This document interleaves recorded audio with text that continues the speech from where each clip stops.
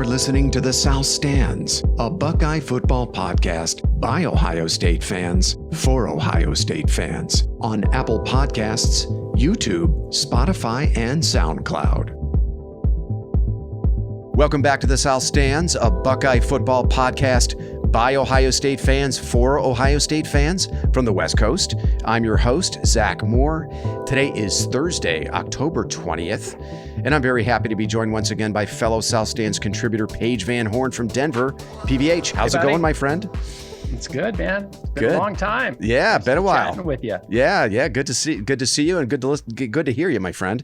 We are also joined by fellow contributor Chad Plummer from Cleveland. CP, what's the word from the 216? How we doing, gentlemen? All good here. Delicious. How's everybody there? San Fran, how's you feeling better, Z? Yeah, thanks, man. I think I'm through the worst of the COVID. Thanks for asking, man. It's good to hear your voice, CP. Yeah, boys. All right, well, let's get cracking. We are here this evening to preview number 2 Ohio State's matchup with the Iowa Hawkeyes this coming Saturday in the Horseshoe. The game is a noon Eastern kick on Fox with Gus Johnson and Joel Klatt on the call, and of course, Plummer's girlfriend Jenny Taft. The line is the line is Ohio State minus 30. Wow, and the over/under is 49.5. Ohio State's a 30-point favorite. The over/under is only 49.5. Ohio State leads the all-time series between these schools 47-13 with 3 ties. This game, in my opinion, guys, has been one of the huge casualties of Big Ten expansion. Ohio State and Iowa have only played twice since 2010. Now, they were supposed to play in the ill-fated 2020 season and did not end up playing. So they've only played twice since 2010. We remember the 2017 disaster in Kinnick, the shocking 55-24 blowout that I don't remember that at all. Well, we've rehashed that one over and over again on this pod. So erased from the memory. Yeah, I will spare you guys any more analysis on that. But it is funny that is the last memory we have of these two teams playing 5 years ago in 2017.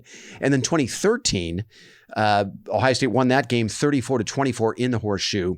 Before that, the Buckeyes and Hawkeyes played back-to-back classics in 2009 and 2010. Both were really close games. Buckeyes won an OT in the Horseshoe in 2009. They actually clinched the Big Ten title with that win that season. And then a year later in Iowa City, Terrell Pryor led the Buckeyes on a game-winning drive in the final minutes on the way to a 12-1 season for the Buckeyes. They finished in the top 5. That was the 2010 season. So Iowa and Ohio State played a ton of great games over the decades, boys. And I'm always going to remember that 1985 game in the Horseshoe when the Buckeyes took down number 1 Iowa in the rain. It's just a damn shame these programs don't play more often. However, I don't think we're going to be getting peak Iowa in this matchup. I mean, this is not one of Kirk Ferentz's better teams. The Hawkeyes come into this game at 3-3, losers of their last 2. They lost 27-14 in Kinnick to Michigan back on October 1st. They lost 9-6 to Illinois in Champaign on October 8th. Guys, you're going to love this. Iowa won their season opener over South Dakota State 7-3. PVH, take a guess how Iowa scored those 7 points. 3 safeties and they just gifted them a point. Close. 2 safeties. It was a 3-3 game at the half, and the Buckeyes pull away in the second half on the strength of 2 safeties. 7-3. I mean, That's my kind of game, actually. I'm sorry I missed it. I mean, you can't make this stuff up. It's crazy how terrible they are on offense. We're going to look at that in a second. Now, the Hawkeyes come into this game with, at least statistically, one of the best defenses in the country. They are 7th nationally in total defense. They're 2nd nationally in defensive yards per play. They're 3rd nationally in pass defense, allowing about 150 yards per game. Though I think it's fair to say the Hawkeyes haven't faced a passing offense yet that even resembles anything close to what Ohio State's going to bring into this game. Hawkeyes are led on defense by Jack Campbell. He's probably going to be the best linebacker the Buckeyes will see during the regular season. Campbell is Iowa's leading tackler, and cornerback Riley Moss is another name to watch in this game, boys. He was a first-team All-Big Ten selection last season in 2021. So the best offense Iowa has faced so far was Michigan's, and I think they did a pretty good job against the Wolverines. They held them to 327 total yards. Iowa limited that potent Michigan rushing attack to only 4.1 yards per attempt. So I think the Iowa D is probably legitimately good and should provide at least a solid test for the Ohio State offense. Now, the Iowa offense, that's a completely different story. Listen to this, guys. They are dead last, 131st nationally in total offense, averaging a putrid 239 yards per game. Can you believe that, CP? 239 yards per game. They are 130th in offensive yards per play, so second to last. They average just over 4 yards per play, snooze fest. And they're 127th in scoring offense, averaging just under 15 points a game. That is shocking how bad they are on offense. Now, if you look up the word nepotism in the dictionary, you're likely going to find a picture of Iowa offensive coordinator Brian Ferentz. He's, of course, the son of Iowa head coach Kirk Ferentz. He's the worst offensive coordinator in major college football. He might be the worst assistant, period, in college football. And he only remains employed at Iowa because his daddy's the head coach. I mean, man, you guys got to feel for Iowa fans. I mean, watching paint dry is more entertaining than watching their team on offense. The Hawkeyes are led by fifth-year senior Spencer Petras at quarterback. Seems like he's been there for 10 years, right? He's actually a 3-year starter for the Hawkeyes. He's completing a career low 54% of his passes, 54%, and a paltry 5.8 yards per attempt. Through 6 games, he's got 2 touchdown passes and 3 INTs. And of course, Iowa's leading receiver, PVH, surprise, surprise, a tight end. That's right. Sam Laporta leads the Hawkeyes with 279 yards on 30 receptions. PVH, what do we like to say about offenses whose best player is a tight end?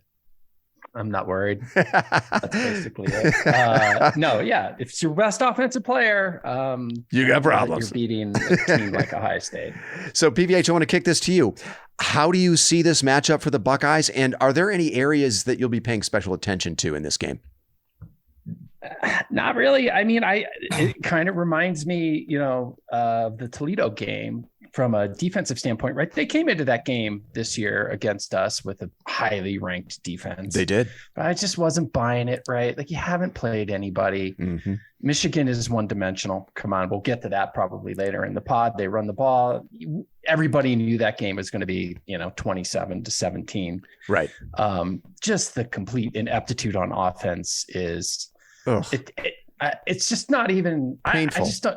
I just don't even know how that's possible at a school like Iowa. But here's the funny thing: I have a friend here in Denver, went to Iowa, and I was like, you gotta kind of be like over this Kirk Ferentz thing, right? Like, no, not at all. They're like totally. They just accept it. They figure this is their fate. They don't expect much more than that. And I'm like, yeah, but you're Iowa, man. Like, every 8 years, don't you think you should, contend for a Big Ten title and maybe make the playoff? Yeah. And I think they do in the back of their minds, but at this point, I think they've just thrown in the towel. It's just, they've learned to embrace the punt, Big right? Ten team can be that bad. It's astonishing. It's astonishing. Yeah. I guess they've just learned to embrace the punt, right? Like, hey, the greatest playing football. I mean, I was thinking, like, is it going to be if it's a blizzard and we haven't mowed the new turf and, the wind is howling by, like 70 miles an hour, like, okay, maybe they can make this a game, but that's the only possible way. Right. That I see it. And then, tongue in cheek, right? Like, I completely erased that Iowa game from my memory, but I'm sure the Buckeyes haven't, right? No. So, and they're going to be salty coming back. I mean, and then to your other question, right? It's just, man, it'd be great to see them running at full strength, right? And totally. Some of the reports are saying all those guys are going to be back. I'm sure we'll probably get into it a little bit. Right. But the defense, here's a question. What's the over-under on 3 and outs for Iowa in this game? What do you think, CP? Over under on 3 and outs. What would you set it at? I'm going to put it at 12. You want the over or under? What do you think they'll get that many possessions? I guess. No, I'm going to say that's the over under 12. Do you want the over or the under? Well, I would take the under for sure, dude. Yeah. No, Iowa. So you think we're only going to get 12's a little high? How about 9? Dude. Maybe the better question is, what's the over-under on Iowa first downs? There you go. I like it. Set it at 9? I don't know. 10? Oh, 9. I'm definitely taking the under. I was going to put it at 6. 6.5. Yeah, it's pretty bleak for them. And with the way Ohio State's playing on defense too, I mean, the combination of those two things, I think it's going to make for a very, very long day for the Iowa offense. CP, how about you? What are you expecting from this game? Are there going to be special areas that you're going to be paying attention to in this game? How do you see this? Well, I've noticed that Day, in every, time he's in front of the camera or in front of the microphone, he always happens to mention and discuss, at length about, the scar from 2017. Yeah, good word. I feel like he's gonna light this fucking state like the shoe on fire. I don't think there's gonna be any love lost between him and France after the game. I think they're gonna score as many points as they can with Stroud in there until they have to take him out, and it's gonna be a barn burner just up and down the field. I want to see, are we going to see Jackson Smith-Njigba in this game? The coaching staff has been pretty coy about his availability. You've been getting speculation from the beat writers that he's going to be coming back, that he's been targeting the Iowa game to come back. But I think this could be a Fisher cut bait moment for Smith-Njigba. If he's not able to play after sitting 3 straight games plus an off week, I worry that we might not ever see him again in a Buckeye uniform. I mean, he could very well shut it down for the rest of the season and then just get ready for the draft. I hope I'm wrong about that. But I think this is a pretty big moment for Smith-Njigba. I mean, I really, really hope we see him out there at full strength and at least giving us, in the area of 30 snaps. What do you think, CP? I mean, just from listening to that kid, everything I've read about him, he knows he's going to be a baller in the NFL, probably but I think he wants that national championship, man. That's but so regardless if he plays in this game or not, I think he'll definitely be back. You think he'll be back at some point? Okay. Yeah. Okay. He'll be back at some point. Maybe I'm being a little dramatic about it, but to me, I just worry that, after 3 games off and then an off week, if he's still not ready to go, hamstrings are tricky, man. Those things just linger forever. Yeah. I don't know, PBH. Well, what about you? What do you think? I think honestly, maybe the more logical thing is he does try and play and he aggravates it again. And then for sure, you're probably not seeing him again. Yeah. So I'm going to be watching that really closely. And then I think the other thing with Smith-Njigba, should he come back, does he turn out to be kind of somewhat oddly disruptive to what the offense has been doing, right? I mean, you have these receivers now have settled very nicely into their roles. And now Smith-Njigba comes back. He's going to need his touches. Could it somehow disrupt? I think probably not, but could it somehow end up disrupting them on offense? I don't know. I'm just looking for things. I'm reaching to Stover and he's sharing the wealth, which is so amazing to see. Right. And that's one of the beautiful things about the receivers that are, why we've got the number 1 and 2 committed for next year. And then in 2024, we've already, it's crazy. The way that Day has found to dish that ball out to some of the best, talent in the country. Very balanced. Everyone gets to eat. Which they haven't had trouble. So yeah, again, I'm reaching for things here to kind of, I hope you're dramatize wrong. This game. Way, Z. Me too. So, I've been thinking about, okay, so what is the formula for Iowa to hang around in this game? And it starts with its defense. This is probably the best defense Ohio State will have seen so far. They do have some NFL dudes on that unit. And, CJ Stroud has thrown an interception in each of his last 3 games. So maybe that's something to watch. And I think Iowa is going to need probably at least 3 turnovers to keep this game close. Ohio State has been much better on the penalty front since the start of the season. They're now 35th nationally in penalty yardage. They began the season down in the 100s. But we have seen some untimely penalties, especially at cornerback and coverage, extend drives for Ohio State opponents this season. And we know, that defense has been vulnerable at cornerback. So in my mind, how Ohio State does in the turnover and penalty departments, and then the play of Denzel Burke, Cam Brown, and J.K. Johnson at corner will determine how comfortably the Buckeyes win this game. And then finally, I'm hoping that we can get through this game without a minor injury to Trey Henderson and or Mayan Williams, right? It seems like it's been hard to keep both these guys healthy. So that's the other thing I'm going to be watching for in this game. PBH, let me kick this back to you. Anything else, any area, any position, any player in particular that you're going to be watching or paying special attention to in this game? Maybe Jordan Hancock, right? They're saying he might play. Yeah. But on the other hand, I'm not, as worried about this. The cornerbacks haven't been great. And I don't know. They've had their moments where, but it's not like they're getting burnt, right? It's just like sometimes, hey, guys make catches. That's true. And again, so basically what we're doing is we're nitpicking, just trying to find things that are concerned about this team. But it seems like they're kind of excited to maybe have that guy back. So maybe they know something that we don't know. And so he would be one guy that I would be, excited to see get some serious snaps on Saturday. Absolutely. Well, I mean, from all the folks that I read and listen to, Hancock was going to figure in big in the cornerback room, and if he was going to compete for a starting spot. I think Ryan Day said that a couple of weeks ago. He actually admitted that they had expected Hancock to compete before his injury for a starting role.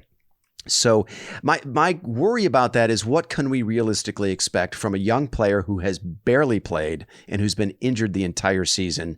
I guess, if he can go and you can get him into the rotation slowly, maybe by the time we face Michigan, Big Ten title game, he can start to be a factor.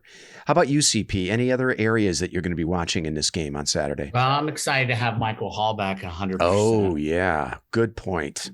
Yeah, that's a big. He's a difference maker. To that point, did you see that? Did I read this right? That he only played 7 snaps? Yes. That game, and he had 3 sacks, 2.5 sacks. Yeah. I didn't realize that. That's effing insane. They brought him in on passing downs on 7 different downs, 7 different snaps, and Jesus. PFF had credited him with 3 sacks, but I think the official record showed him with 2.5 and 7 snaps. I mean, that's absurd. And that's a really good point, CP. He is a difference maker. I mean, when he steps on the field, you immediately feel his presence. And I love his fire, right? I love, he's nasty. I love it. He's just, I love it when he kicks the air after a tackle. I love that. I always want to see that out of an angry fat man in the middle of the defensive line. Kick the air. Gastineau sack dance. I love it. He must have been the alpha dog that Larry Johnson was talking about in his room in the preseason, because he's got the total package: the size, the athleticism, the strength, and then that nasty disposition, man. So good on you, CP, for that one. That is huge that he's back 100%. All right, let's turn to our Concernometer scores here, boys. I'm going to fire up the Concernometer. PVH, give me your Concernometer readout for this game. I wrote down 2.5, but I'm going to say 1.5. I mean, okay. Like you said earlier, they're like, what is the scenario where they can hang with us? I mean, there's got to be a lot of turnovers, maybe weather, something just perfect storm. Yeah. Like, too many black pellets popped in my head. Yeah. I won't even say it out loud. Right. Like, cause I don't want to jinx it. An alien abduction. No, maybe. It's injury. Right. Mm-hmm. But I'm going to stop there because I don't want to jinx it. I'm knocking on wood as you say that. Really plausible scenario. So it's too bad, right? Because Iowa should be better than this. They should. I agree. And you're right. Like, this is one of the games that I do miss because you look at our schedule to date, it's not been that great. It's like, God damn it. Some of you Big Ten teams need to hold up your pull your weight. Yeah. Fucking better. You're just bad. And it's not okay. I totally agree. CP, how about you? Give us your Concernometer score. I'll go with a 1. A 1. Okay. 1. That's it. Right. Exactly. I mean, really, dude. Like, we're not talking about enough said. Being their best receiver. I mean, and they're like the worst goddamn offense in college football. Yeah. So, right. I'm not really concerned. And to be honest with you, you made a point earlier, Z, about they haven't faced anything like this offensive, like, artillery they're going to see on Saturday. So their heads are going to be spinning on their shoulders. Yeah, I was listening to Doug, our buddy Doug LeMaurice, and he thinks that this could be kind of an inflection point for the Iowa program. He really thinks the Ohio State offense is just going to overwhelm Iowa and make it plainly visible to the Iowa brass, Iowa fans, just how far they have to go to catch up. To start playing, football in the modern era, which I thought was an interesting take. I'm with you, PVH. 1.5 is my Concernometer score, although I could very easily go to a 1, and your score, CP. going to be tough sledding for the Iowa offense. And I just don't think the Iowa defense can bank on a lot of mistakes from the best offense in the country, the most efficient offense in the country. I think even if the Iowa defense is at its best, they're still going to give up 28 to 31 points to this Buckeye offense. There's just too many weapons for the Hawkeyes to defend, especially if Jackson Smith and Jigba plays in this game. All right, fellas, let's go to score predictions. PVH, give me your score prediction. 49-14. And I'm only giving them the last 7 because we're going to be playing our second team in the fourth quarter, which is another thing that I think nobody was really talking about, like nationally, and CJ, like the guy only plays 3 quarters. Right. Our entire starting, on both sides of the ball is out of every game. And at the end of the third quarter, it seems like we give up a late one. I'm also taking the over on this. So I'm kind of, hoping they can put 14 on, but 49-14. I like it. CP, how about you? I'm going to go 59-10. Wow. 59-10. And I don't even want to give him that touchdown, but I feel like we always end up like, we give up one early, we give up one late. Yeah, exactly. So I got to give him at least one. 59-10. Yeah, Jim Knowles will live with, because he's aggressive and he likes to create explosive plays on defense. I think he's willing to live with, a blown, I don't want to say blown coverage, but, a jump ball or you send the house and they beat the blitz. And, he's willing to live with 1 or 2 of those in a game as long as his defense is getting home and creating sacks and creating turnovers. So I could totally see that's how Iowa gets one on us. Yeah. And I think, the beautiful thing about like us not having to worry about years past, like with Knowles, it's like he's going to adjust and that's not going to happen again. Yes. Yeah. I've got Ohio State 42-9. I think the Iowa defense I think the Iowa defense may be able to keep it relatively close for a while, but I mean, over 4 quarters, that Ohio State offense, I think it's just going to wear the Hawkeyes down. I mean, that defense is going to spend a lot of time on the field. I just don't see a realistic path to any offense for Iowa in this game outside of what I just mentioned, right? Jim Knowles getting a little too aggressive and basically giving Iowa a score. And the Buckeye defense it has a huge talent edge in that matchup as well. So 42-49 is my final. And onward and upward then to Penn State the following weekend. So look, it's our job as Ohio State fans to keep a watchful eye on Michigan. That's what we do. And I'm curious to know what you guys think of the Wolverines at the midway point. Michigan is idle this week. They pummeled Penn State 41-17 last Saturday. Actually, I'd like to get your takes both on Michigan and Penn State. PBH, I'm going to start with you. What did you see in that game last Saturday that stood out? And in your opinion, how much of a threat does Michigan pose to the Buckeyes this season? So is this assuming I watched the game or should I just make something up? Did you watch the highlights at least? No, I missed the first half. In the second half, they totally pulled away from them. Hey, I think Michigan's pretty damn good. Mm-hmm. I saw some stat, like recruiting rankings, like they got a lot of talent on that team. They got a lot of 4-star players on that team. Mm-hmm. And I think they're quite good. Do I think they're Ohio State good? No. But they're not the pushover that they once were. Edwards and Corum, they're legit, man. Yeah. They're definitely good players. So it's that offensive line. That's a good offensive line too. They're definitely much improved. I would much rather be Ohio State. I'd much rather have our team. I'll take them every day of the week, twice on Sunday, and I think we're going to beat them. That being said, this isn't the old Michigan of 3 years ago. Mm-hmm. Who knows about Penn State? I honestly, the only game I've seen is the little bit that I watched last weekend. So how good are they? But I'll say this, and you kind of referenced it in the beginning, man. People are getting on that Michigan bandwagon in a big way, which is great. I love it. Get on. Everybody get on that fucking bandwagon. Bring it on and bring it to Columbus on Thanksgiving and let's take it, let's go. They're a good team. Yeah. Are they a top 4 team? Let's not get over our skis just quite yet. Yeah, let's not get crazy. CP, how about you? What are you seeing over there at Michigan? I mean, they got some ball players, man. They were good last year. I mean, they kicked our ass. Yeah, I mean, but they're definitely, I think they're definitely a top 7 college football team right now. Maybe, top 5, but they're up there. They've got some great players. They've got some really big boys, like on their defense. That one defensive end, I think his number, I don't know his names. I think it's number 90, maybe. Beast. That guy's fucking huge. Hank Stram. Are you talking about Hank? What's his name? Is that him? I don't know. Yeah.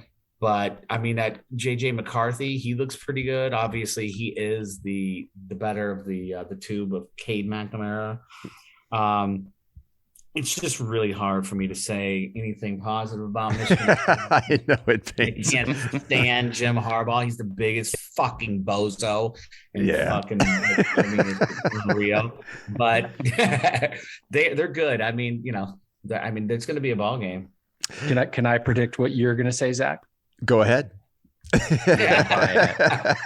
I want to hear this. Love it. You're not buying it.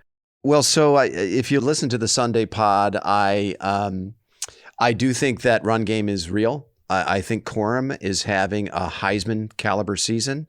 I think actually that they have two really dangerous backs with home run hitting ability that can, both Corum and Donovan Edwards had 60+ yard touchdown runs last week against a pretty good Penn State defense, or what we think was a pretty good Penn State defense. What did stand out to me about that game was that Michigan had 5 trips into the Penn State red zone and had to settle for 4 field goals. Once they got into the red zone, they were pretty vanilla, pretty predictable. And also what stands out to me is that Harbaugh seems unwilling to kind of take the bubble wrap off of J.J. McCarthy and you let him, do things with his arm.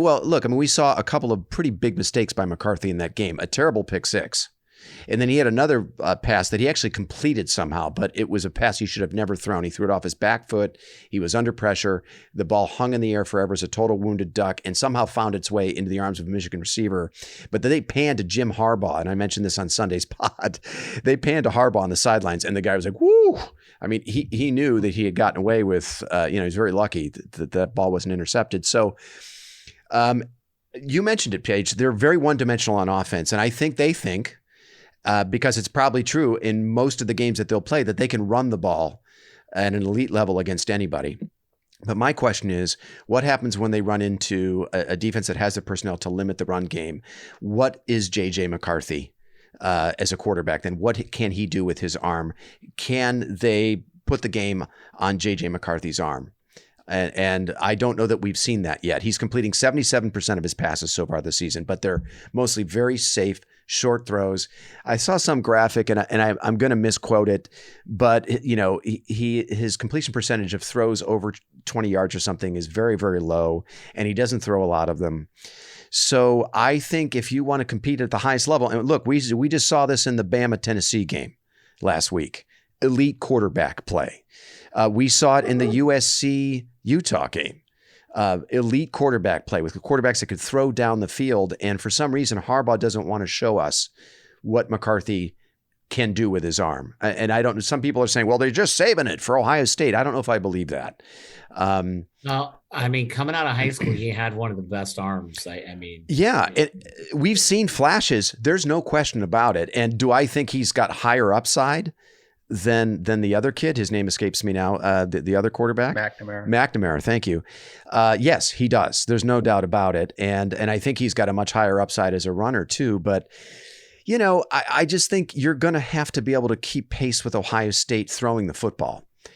And look, I mean, I guess my feeling on the Ohio State defense in that game is that is going to be the ultimate litmus test of our toughness. That's been a big theme in the Woody all season and during the offseason is toughness. Okay, well, we're going to find out. I think Iowa may tell us a little bit about, I think they do have a tough defense. They're going to test us a little bit on that side of the ball. But the ultimate final exam in that area is going to be against Michigan. So, but at the same time, look, Jim Knowles, if you can't devise a defense to stop an offense that's going to be very deliberate about running the ball with a quarterback that hasn't been able to show us much in terms of making throws down the field. I mean, come on, right? I mean, we would hope that Jim Knowles could devise a defense to stop that. I would hope so. But if you're Harbaugh, right, and you're winning these games, you're winning them comfortably, right? And if you rely on the run game and you're right. Gonna just why show your hand? I see that perspective. Now, on the other hand, you could make the argument like, okay, if we really want to make a run and beat Ohio State and be in the playoff, then maybe you should be giving McCarthy more opportunities to throw the ball downfield because you're going to have to do that. But that's not his nature. That's not the way he would coach, right? It's probably one game at a time, right? Whereas it feels like we're kind of playing every game that's right in front of us and prepping for Michigan the entire time. Oh, yeah. Yeah, for sure. I mean, it's become a one-game season at this stage. We're looking at the schedule before the season started. I thought, hey, man, Ohio State right out of the gates. You got Notre Dame and Wisconsin, first 4 weeks of the season. Neither of those two teams turned out to be any good. I thought Iowa would be way better than they are, although, they still have to go out there and beat them. And then, you got Penn State on the road, and we'll talk about Penn State in a second. But it very much does look like Ohio State, Michigan on a collision course. They are a cut above everybody else in the Big Ten. It's not even close. It's Ohio State, Michigan, and then a very, very distant third, whoever that team is. Maybe it's Illinois. Maybe they're the third best team in the conference. So yeah, I do have my questions about them. Now, I'm not going to deny it. Look, the offensive, they're better, much better than I thought they would be, given the losses that they had from last year's team. Right? You lose, everything that they did on defense. You lose Hassan Haskins in the run game, and they look just as potent, if not more, in the run game. They look just as good along the offensive line. I think they've got a quarterback with more upside, though I do have questions about whether or not he can make good decisions, avoid catastrophic mistakes, and actually make throws down the field, when he really needs to. I mean, I think the jury is still out in those areas. So like you guys, I mean, look, it's hard for me. Excuse me. It's hard for me to concede anything to Michigan, right? Of course, I don't want to give them any props if I don't have to. PVH, anything else you want to say about Michigan? Or actually, let me ask you this: Penn State. What's your view of Penn State coming out of that game? Chronic underachievers. Oh my God! Right, for sure. Mean, a lot of hype all the time with it. And I watch, whatever. They never. I mean, the Franklin era has been, you're better, but I guess the question is, what do you want to be, Penn State, right? Is it that you're a pretty good team in the Big Ten, or do you think that you should? And I would think that they would say that they should contend for a playoff spot every year, and they're not even sniffing it. So they're just chronic underachievers. Yeah, I agree. So, let me throw some numbers at you. Franklin is now 2-14 against AP top 10 teams. And he's 0-12 against the AP top 10 since 2016. So that magical 2016 season that they had where they won the Big Ten, they beat Ohio State and Wisconsin as top 10 teams. And since then, he's been 0-12. And as a program, Penn State is 2-20 against the AP top 10 since 2008. And what's even more bleak for Penn State fans, and I said this on Sunday's pod, Franklin is 16-12 in his last 28 games overall, and he's 10-11 in his last 21 Big Ten games. So, I mean, was this a top 10 win for Michigan? In air quotes, top 10? I'm just waiting for the wheels to fall off. I mean, Minnesota visits Happy Valley this Saturday. I haven't looked at the line in that game. And Minnesota, you never know what you're going to get with the Gophers. But, man, I would put some money on the Gophers. I would not be surprised if we see the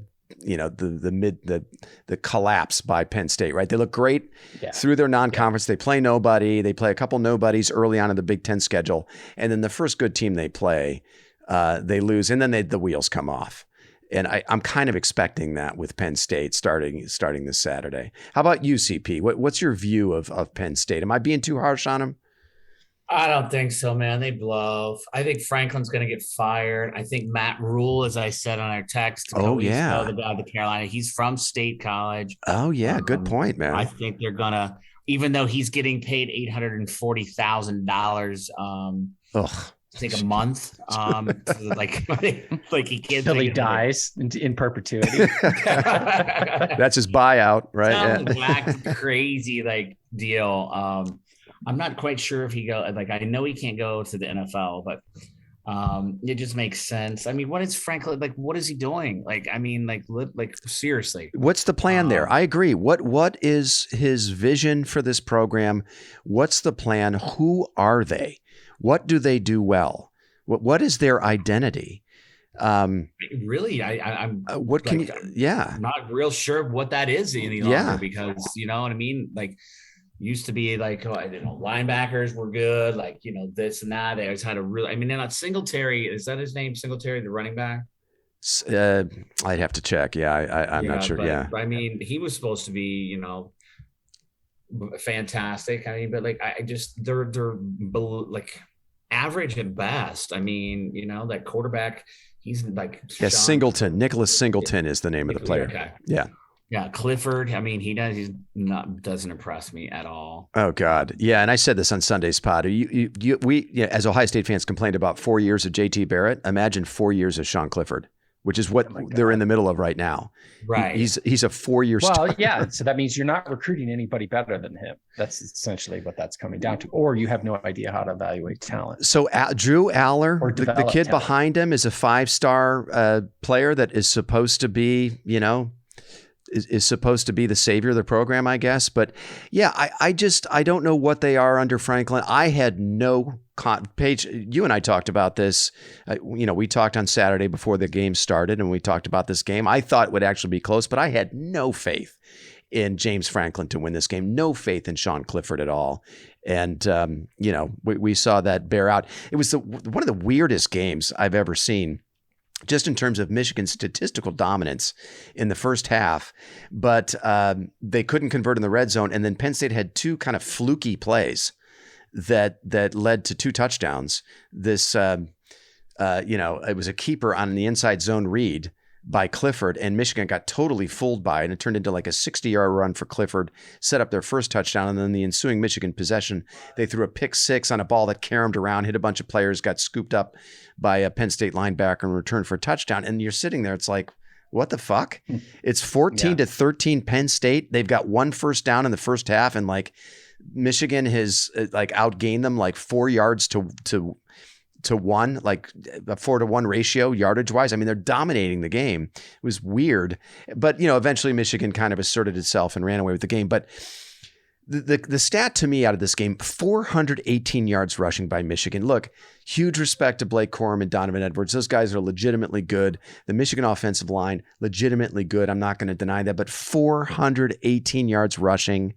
That says as much about Penn State, like just not showing up for that game, not being competitive, being just a disaster scheme-wise, whatever. That's ridiculous. I mean, so I guess I'm just skeptical of this win for Michigan. And there have been a lot of people that are like, oh, what a huge win. I mean, Michigan's for real. And maybe they are, and maybe I'll end up eating these words, but Penn State, you stink. And Franklin, get the fuck out of here, man. Exactly. But again, it comes down, it's an overall indictment of just how bad the Big Ten is. God, the offense outside of Ohio State and Michigan. Yeah. And, like the one thing, and you're starting to hear it a little bit, like the narrative, like, well, we haven't really played anybody either. And it's true. That's true. Fucking Notre Dame is terrible. Yeah. Right. And, oh my God. So it's hard to completely control his schedule. That's true. But, like it's just, I don't know, man. It's kind of disappointing. And it's no fun beating these teams 59-0 every weekend, right? Like you kind of want to see a little bit of a game, or at least be somewhat effing competitive, and nobody is. Yeah. It's definitely a down year for the Big Ten. I do not expect Penn State to finish in the top 25. I think they're going to completely collapse. No shot. And they started the season unranked, and for good reason. And I think they were a paper tiger. I think they were a fraudulent top 10 team. But that doesn't mean I don't think Michigan isn't legitimately good. I definitely think they are, but I definitely have my questions. I do. Just as I have my questions about Ohio State. I mean, look, we're a fucking disaster at cornerback. And I don't think it takes, Aaron Rodgers to be a threat to us throwing the football because of how bad our cornerback play is. So we better get that shit fixed. I mentioned that on Sunday's recap pod. All right. There was one other huge game I just want to get your take on here, guys, before I let you go. The Alabama-Tennessee game. Man, what a game. That was one of the best games I've seen in the last 5 or 6 years. PBH, let me kick this to you. What did you see out of that game that stood out to you? I mean, just a ton of scoring, obviously. Well, great quarterback play. I mean, yeah, man, I give it to Bryce Young. That dude, he's tough. Magician. Dude. And dude, he took some hits. Oh, yeah. He's not that big. And he popped right back up, man. I was impressed with him wholeheartedly. Yeah. The other interesting part is, their best offensive player out of Bryce Young is that guy Gibbs, who's a transfer. Good running back. Yeah. But nobody they recruited, and their best offensive player 2 years ago was, we all know, triple distilled, Sloaner's favorite. So it's kind of interesting, like Alabama, why can't you recruit these kids and develop them? Like, what's going on there? It'll be interesting to see how it plays out. I mean, is Tennessee truly a top 5 team? I mean, I think they're ranked 2 now or whatever. I mean, they're definitely top 5. I don't know if I'm, smelling Tennessee that much, but it was a hell of an entertaining game. Yeah. Not a whole lot of defense played. No. But Alabama doesn't look like, they look like a shell of some of the typical Bama teams that we're used to. Definitely. Yeah, I think so. CP, what did you see from that game, and what are you seeing from Alabama this year that's standing out to you? You know what? I'll be honest with you guys. I didn't get to see it. Then make it up. Just make it up. I'll just make it up. Yeah, I'm like, that would have been an electric place to be. Like Rocky God. Top. I mean, that the pregame, those guys, like the boats, like I love all the big boats tied off, man. That's legit. I did see that. However, I did not see the game. Oh, okay. All right. But I thought, as I was listening, I thought this is what's going to happen. Who was it that beat, Texas. Texas should have beat them earlier. Yeah, they did. Yeah, they were very fortunate that Quinn Ewers went down. So I was like, oh, here we go again. Alabama's going to win the fucking field goal, at the very end of the game. And when I found out, I was just ecstatic. So, Yeah. I think that quarterback for Tennessee's legit. Hendon Hooker. Yeah, a lot of people think he's pulled into the lead for the Heisman at the moment. C.J. Stroud's going to have his opportunities, namely against Michigan, to kind of make his Heisman case. I was really impressed with him.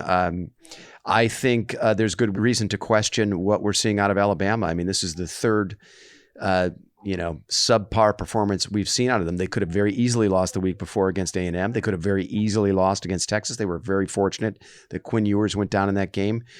I would be foolish to count out Nick Saban, and Alabama still controls its own destiny, as they say.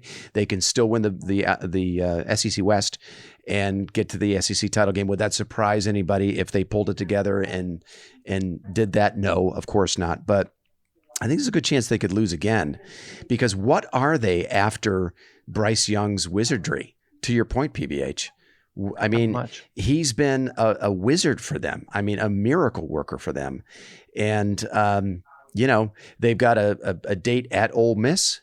They would presumably then have to get through, I guess, Georgia or a rematch with Tennessee in the SEC title game. So very interesting to see how things play out with Alabama. Tennessee, I'm not sure defensively they're going to have enough to make it through an SEC schedule. They actually have to travel to Georgia. So they got to go through Georgia. When is that game? Yeah, I think early November that game is. Actually, let me check their schedule. Yeah, so it really is all about that game, although they are going to have to play a pretty good Kentucky team. Now, they get Kentucky at home the week before that matchup with Georgia. The Kentucky game's October 29th. They play Georgia November 5th. They finish with Missouri, South Carolina, and then Vanderbilt. Now, they can get through these next few weeks. They play UT Martin this week. Do they play Saturday? Who do they play Saturday? That is the most epic letdown down game in the history of the world. Knoxville is still probably intoxicated. Oh my God. Well, that's the other story, right? The fans rush the field. They rip down both goalposts. They march one of the goalposts out through the stadium. The administration, the cops, everybody just kind of lets this happen. They're marching down the streets. They throw the fucking thing into the river. And then the best part after that, is then the University of Tennessee Athletic Department starts a goddamn GoFundMe for new goalposts. Are you kidding me? You're an SEC team. What is your payout just from the television revenue alone? Like 70 million? Dude, those overall hicks started throwing money at that.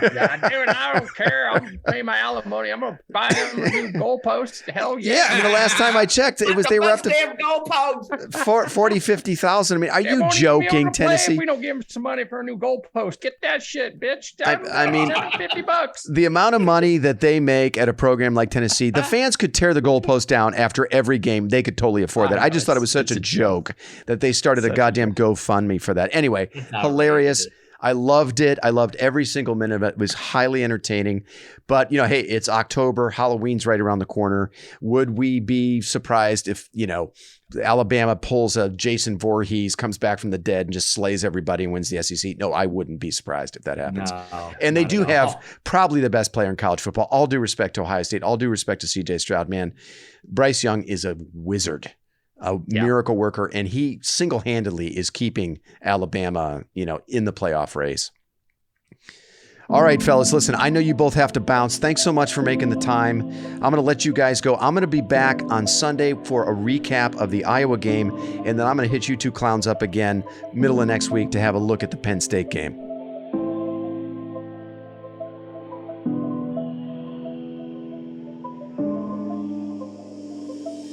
You've been listening to the South Stands, a Buckeye football podcast.